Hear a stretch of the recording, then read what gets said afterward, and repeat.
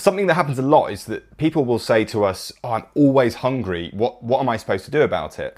This is very, very common, and it's something that is fairly easy to fix as long as you follow the right process.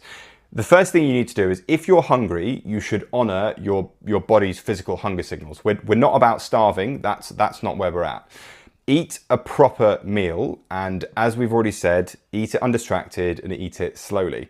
If the sound of a proper meal sat down sounds a bit boring, then chances are you're not actually hungry. What you want to do is you just want to eat something fun. Now, this is a habit, and the good news is that your brain is able to change. There's this whole concept of neuroplasticity where you can change the way that your brain operates, but you need to retrain it. So things that you can do to start with are make sure that you've drunk enough water. That's kind of a really obvious one. Make sure you're working on getting enough sleep, and try to make sure that there's some good structure in your meals so that when you are eating, you're eating good, proper, solid, balanced meals. And then beyond that, the only way to fix it, and this is really, really effective, is when you feel hungry, sit down, don't do anything else, enjoy what you're eating, take your time over it, stop when you're done, and then go back to it.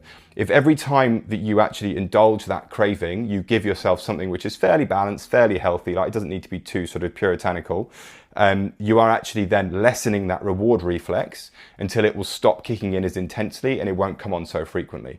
Eventually, after a certain amount of time, you will actually start to lose that entirely, and then you should be able to get onto a good meal schedule, and you'll find your fat loss is much, much easier.